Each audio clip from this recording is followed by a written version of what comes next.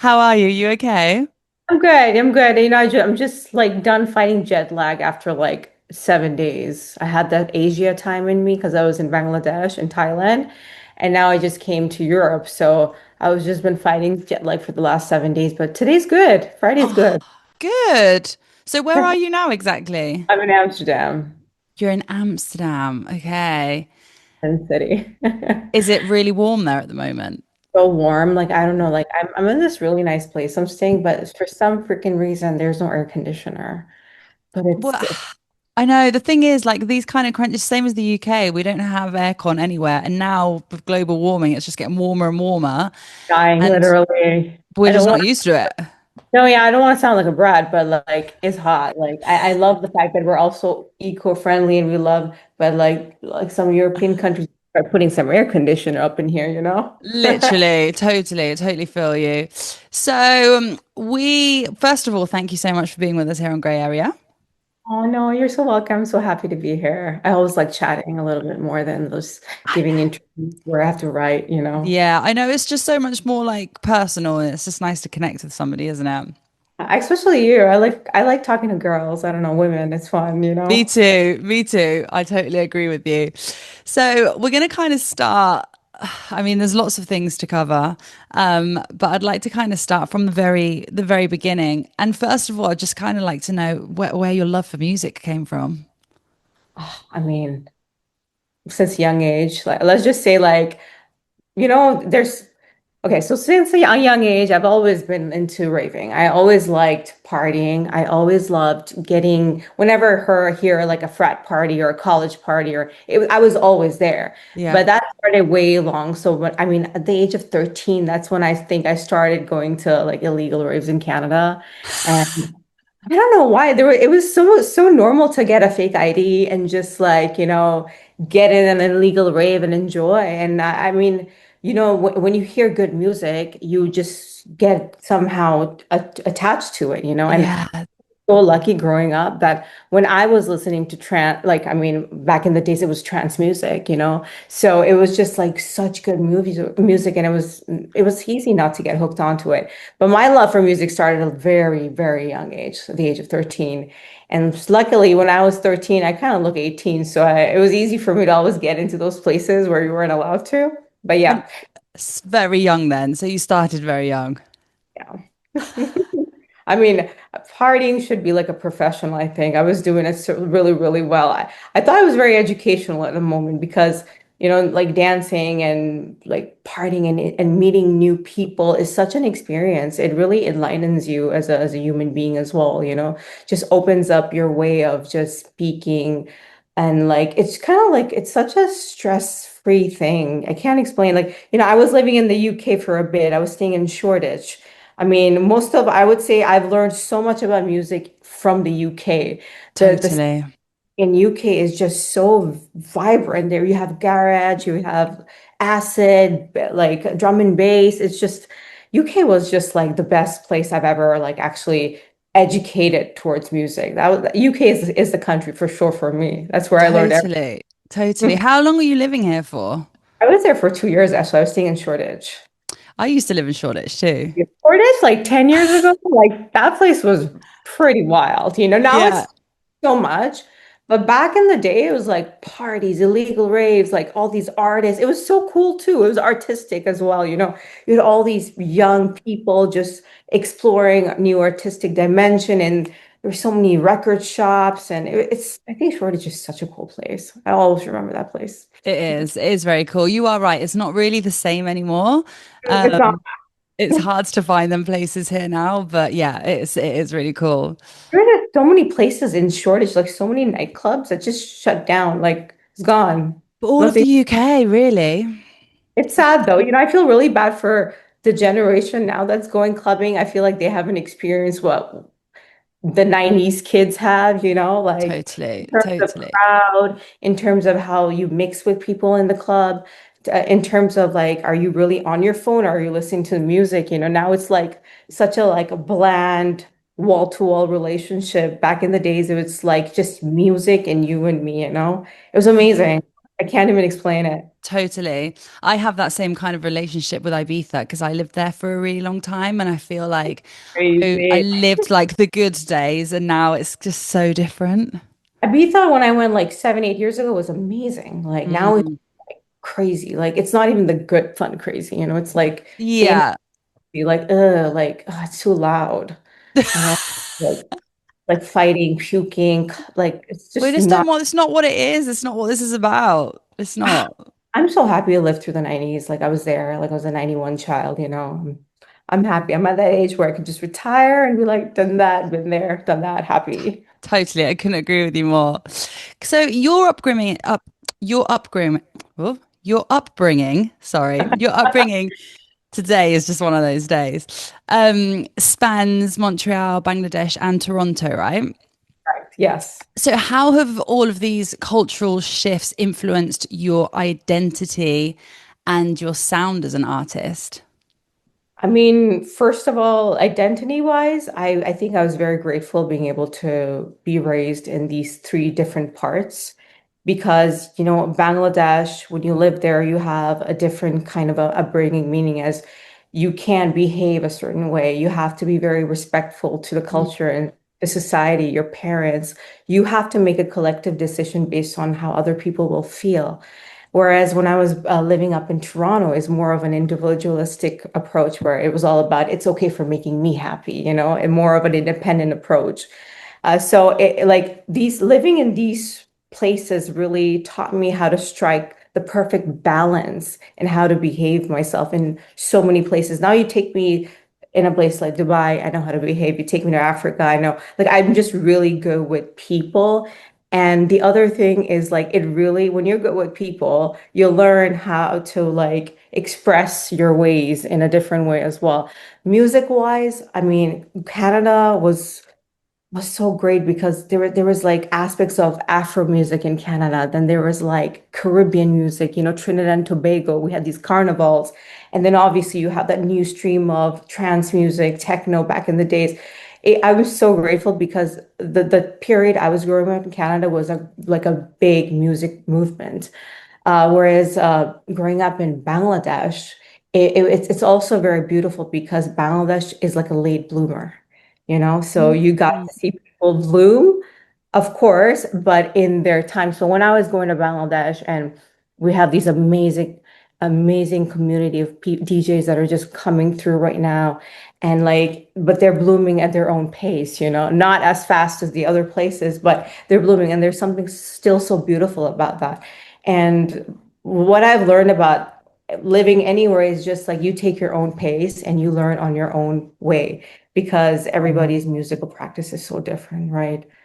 It's so true. I love that because I do think sometimes people think like I need to, especially if you set goals, I need to be at this point in my career in this many years and I need to do this by this age. But actually everyone's so different. It's No, you can't there's follow something that. there's something so beautiful about letting some people bloom at their own pace. For them, Totally. that's everything. So I've really learned to respect people's timelines, process, navigation in life. It's actually beautiful. You should never like point fingers at somebody else because everybody blooms differently. You How know. old were you when you left Bangladesh then and went to Canada? So I was born in Montreal. Ah, okay. Born in Montreal, but my father always made sure I came to Bangladesh. It was very important for him to make sure that I was always in touch with my roots. I knew how to speak the Mm. language, write the language. It didn't feel like, ugh, I don't want to live here. It's cringe. He made sure that I remember where I was from, so that back in like in the future, when I'm to go and take over the family business, I can like just navigate myself smoothly into it. So I was always going back to Bangladesh twice a year from Canada because I was in Canada for studies. But then after my university, I just moved to Bangladesh straight away. I didn't even go to my graduation. I was like, fuck No this. way. I didn't. Bye. I was always into, I love what we do. I love my family business. That's always something that's going to be in my blood. So it was time for me to go back. So it was never a hard transition. I'm telling you, it's never a hard transition if you want to do something in life. And like pleasure, necessity, responsibility, those are completely different things, you know. You can't always enjoy everything you like, but sometimes you have to do it because it puts food on the table. So, and responsibilities always have to be kept regardless of what you're doing. So you see, I'm DJ, but I also have other lives behind it because to take care of your passion, you need to feed the passion. And nowadays, somehow everything is related to how much you're spending, investing on you, right? So you Mm, always have to have multiple sources to make sure you can keep your dreams alive. So yeah, you work hard and then you invest in your passion. That's how it works. totally.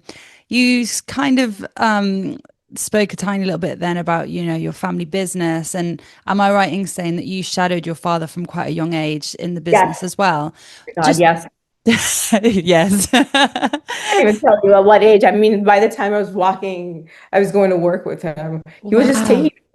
We don't have a son, but I'm like the son for my dad. He said, "You're more than a son for me." So I take that, you know. I mean, doctors are badass. We take care of the family, we take care of the business. We don't let go. A daughter's love is so different than a boy's love. I would say that always, you know. I mean, Totally, totally. What is the family business, if you don't mind me so asking? yeah, so all the alcohol that comes into Bangladesh, we pretty much import everything. Wow. So we have all these bonded warehouses that we distribute all over the country. We have a couple of duty-free stores. So it's a very big, busy business because we got about 20 million people in Bangladesh to feed alcohol. So, and My God. That's if you don't feed insane. alcohol to people, they go crazy, you know? You know, there's going to be like riots happening everywhere. So yeah, it's Wow, huge. it is. It's a very responsible business because you can't get lost in what you do. You know, you got to be very strict on a lot of things, a lot of control, and a lot of, I mean, there's a lot of things to handle. So, I mean, I'm looking forward. My dad's not getting any younger, so I'm looking forward to taking over very soon. You know, he's built a Yeah. great legacy, and I mean, it's my absolute pleasure and honor to take care of it afterwards, you know, but I've learned a lot from that man. I love him. But now, I mean, his dream and wish would be for me to take it to another level. So hopefully I'll do that. And how has that business mindset that you've had from such a young age helped your career as an artist? You know, art is the same. You know, business is art. You know, you have to have a certain way you think to create a product and how you want to sell that or how you market. It's art. Same thing with music. It's you have to put time into it. You have to, it's discipline. Like, you know, it's not like I don't have a creative process where, oh, something's happening in my head and I'm going to go to the studio and it's just going to blur out. It's about going to the studio and telling myself, you know what, I'm going to make something today and I'm going to come out of it. It's like a willful thing. Yeah. So, I mean, time management, discipline, it's everything. Being an artist is so like it is very it's not it's not easy because you have to balance life as any other profession, you know. It's like you have to make sure you eat the right food, you sleep well. It's everything, your dopamine means in your brain, chemicals, everything needs to be right for you to be functioning the right way, you know. So you can be an artist, you can be a pilot, you can be a businesswoman, you can be a tennis player, as long as you do everything in the right timetable, you know. Yeah, definitely. I always think like the sky's the limit, aim for it. That's it. You definitely have had like a very unique path. And another thing that I wanted to touch upon was that you were homeschooled to pursue a career in tennis. Is that right? Yeah, I actually got scholarship for tennis when I was playing in Canada in university. So I did Wow. I did a major in psychology and physics, and I'm very grateful I got a scholarship in tennis. So I was playing the Lions women's tennis team for 3 years, and I was living on dorm. So it was a very amazing experience for me because being homeschooled was great. I got to spend a lot of time with my mom. I got to travel a lot while I was training. I was training 8 hours a day in the morning till night. It was great. I didn't have friends, and I loved it because when I stopped playing tennis, I had a lot of friends. You know, it's not like I missed anything in my life. It just teaches you so much to respect your body and not to like fucking give up on it, you know? Like I Mm, think every child that's born should get into a sport. Sportsmanship teaches you discipline, waking up, most importantly, to treat your body so good, you know, yeah. exercise, mental, you know, like it's like physical fitness is also mental fitness. It's everything you put into your body, you know, sleeping, time management. It's been, yeah, it's been a blessing. I'm so grateful that like I was like given this way of upbringing because my father and my mom never got any of it. They were like slags. Literally, they got nothing growing up. They didn't have Wow. anything. They had no money, nothing. So my mom got married to my dad when she was very young, 15, and my dad was 18. They were underage, but they were madly in love. Their parents wouldn't allow it, so they ran away to Sweden and they started their life with nothing, zero penny, you know. So they gave me everything. Goosebumps. Yeah, so they're like, you know what? Our parents were assholes, but we're gonna make sure we're really good parents to you. And I was like, I'm very grateful. Like, you know, I never had to ask a single thing to my parents. I'm not spoiled either. I worked really hard for everything. Like, you know, I could have been spoiled, but I worked fucking hard. But they also give me a lot, you know. I'm very grateful, but it's yeah, I'm really happy. I think upbringing really matters. Your parents matter, your environment. Sometimes that doesn't even matter at all. It's what you want to do with your life, you know? You seem like you're super close with them. I have very great relationships with everybody in my family. That's so not normal anymore. I know, right? Like it's so I have great relationships with my I don't know, like with my animals too. Like I have so many pets, my sister, my nieces, like I barely see them because I'm in pilot school. So I'm training to be a pilot right now. I'll be done in the next 6 months. I Sorry, know, right? what? You're training to be a pilot? Yeah. No way. Yeah, I got my license in 6 months. I just got my private pilot license. It was so intense. Oh my God. But You yeah. just have done so many things. This is crazy. Oh my God, you know, beauty with brains, I like to say. There's nothing you can do if you don't want to. So that's what I'm saying. If you're an artist, you can do it all. Oh my You God, this is crazy. Okay, so tell me about this. Where did this dream and project come from? Is it something can you've always wanted to do? I always wanted to be a pilot since I was little, but I got so hooked onto my family's business and my tennis training and university. You know, growing up as a teenager is not easy. You have your hormone changes, you're figuring out the world, parents are telling you this, that, and then you're moving around. It's really hard, but now I'm in such a place in my life where everything is so balanced and stable. I was like, guys, I gotta go. Like, leave me for 1.5 years. I'll come back. I really need my license, you know? And it's crazy because I had to move to America. Like, I had to leave Canada, leave Bangladesh, leave Dubai, Toronto, and just move to America, a different country to get my pilot license. It was crazy. I moved there with my cat and I was like, oh my God, it was so stressful because Canada, America has one of the best piloting programs in the world, I would say. You know, they have so many types of aircrafts and so much experience in the aviation world. And I just like flying low-wing aircrafts and they seem to have everything I wanted. So I'm there for the next 6 more months. Hopefully I'll get my commercial by then. This is so exciting. Thank you. I love it. I'm not gonna lie. I enjoy flying so much. It's like it's like I have so much respect for pilots now because I understand the amount of work they need to put in. It's no matter of joke. Okay, So so how do you basically balance everything that you do? Because you do so many things. And I'm so going off topic. Like I had all of these questions prepared, but I just feel like I have different questions now. So how do you like break down your time with everything that you do? also, I mean, I There's started with more. I started with a Monday. I like to wake up early. I like to go to the gym first, and then I go to flight school, and then I stay there for 7 hours. I study, come back, and then by the time I'm done, it's time to work on the label. And then when I'm done working on the music label, back home in Bangladesh, when it's late at night in America, it's like early morning in Bangladesh. So that's when the office work starts. So it's like it works out somehow. It just worked out everything, you know.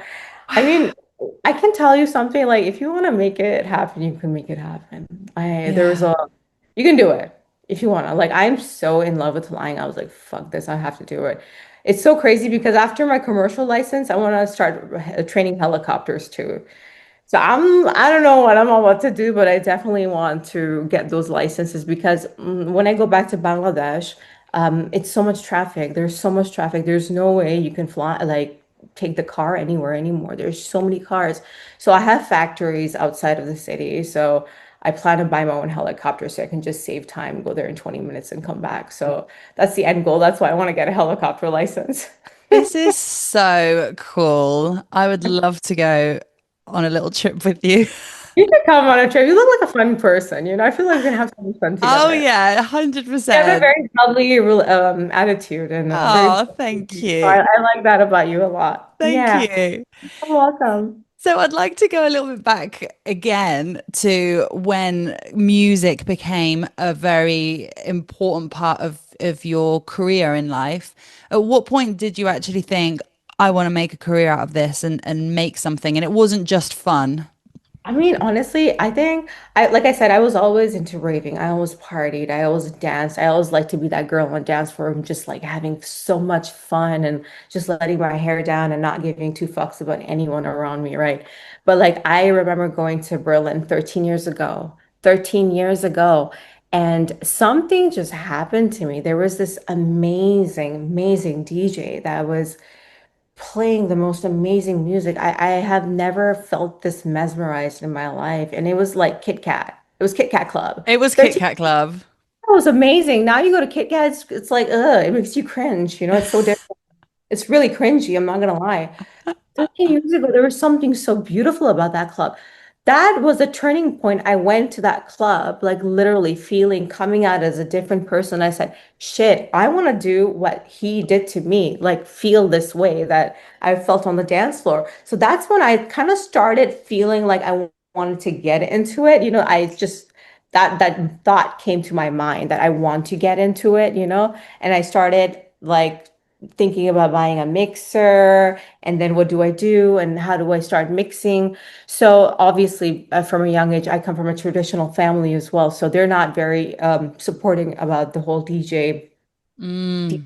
workshop thing. So what I started doing is that's when I started going to London a lot. I met these crazy girls. Oh my God, crazy crackheads.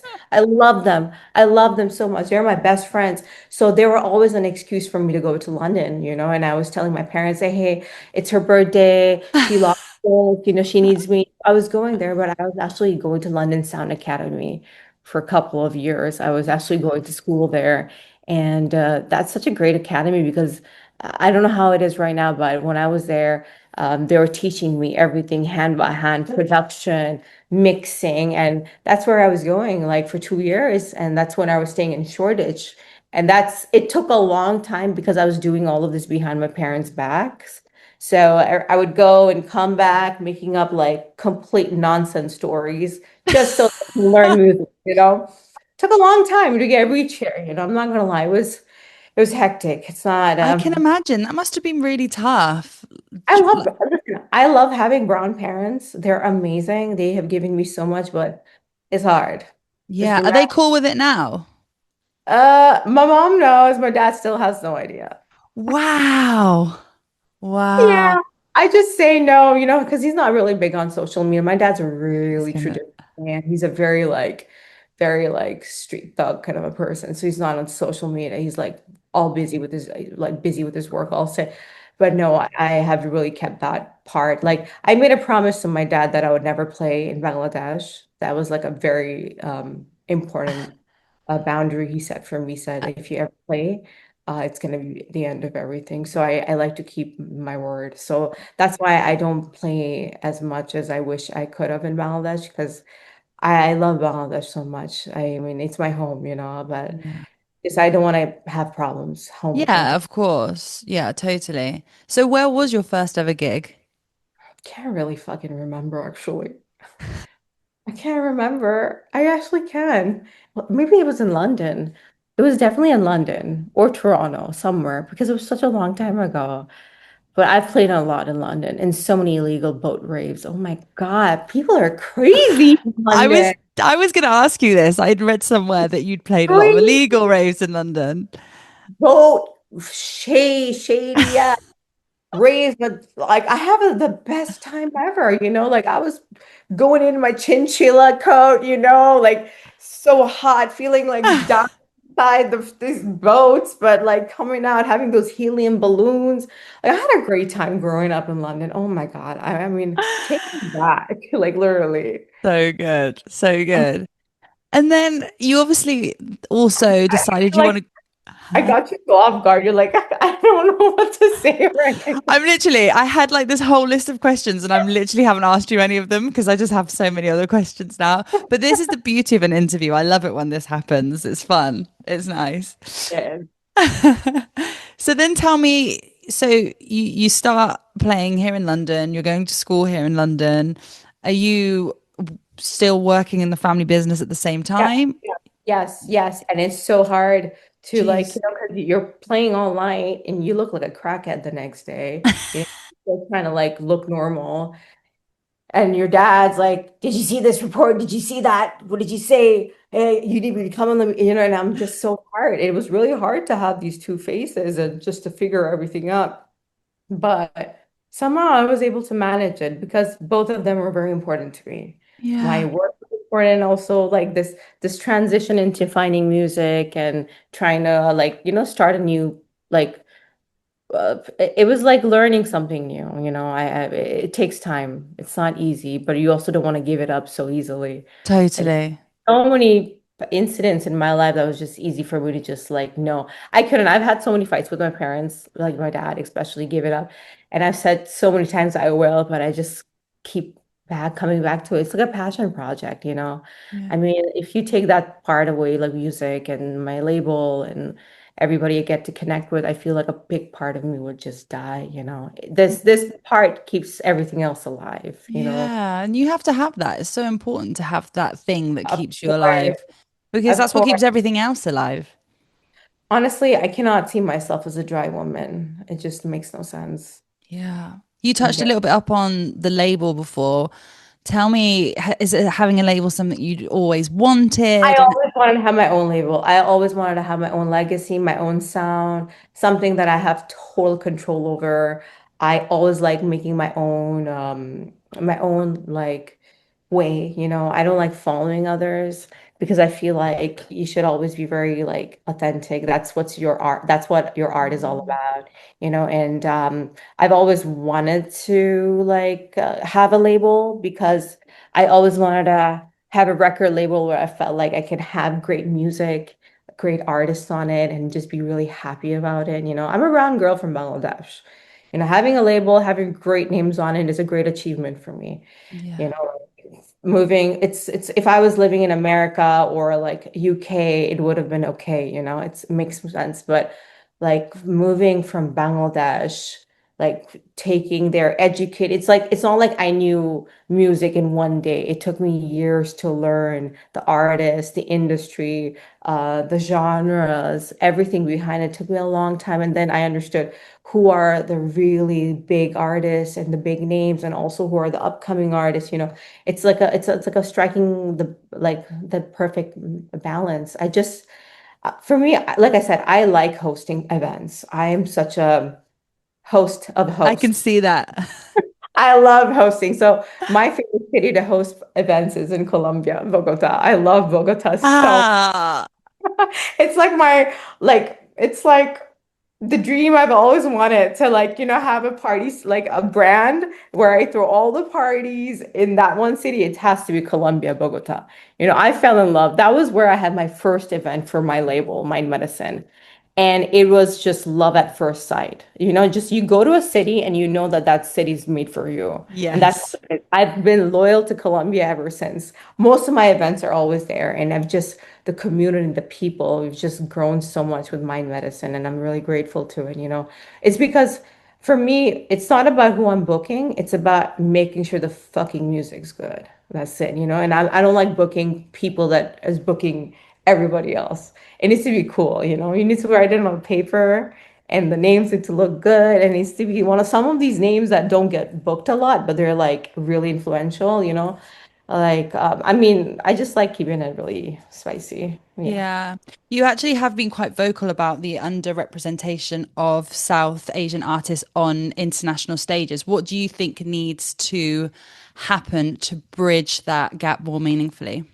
So this is what I think. And it's not that we're underrepresented. It's just like we don't have the right people to represent us. That's what it is, you know? It's like artists should be busy focusing, busy on making music, you know? They shouldn't have to run, chase, trying to get gigs or trying to get platforms to talk. You need somebody that's going to believe in you and do their damn job really good and like being vocal about you. So that's what we're missing. We're running good people representing artists, you know? Because right now everybody just has it easy. They have like 10 people on their roster and they just want to focus on that because it's easy to do, you know? Totally. Like people don't want to go out there scout. You know, back in the day, scouting talent was such a big thing. It was like, you know, you see coaches, those scout girls or guys. Hey, that's the new like, you know, Michael Jordan. Like, you know, like they would scout. Now it's not like that. It's like, hey, you know what? You've been in the industry for 20 years. Let's go. Let's just keep doing the same thing. So it's not the underrepresentation. It's about finding the right person to represent you, your vision, your quality. So I think Totally. that's what's lacking. Totally.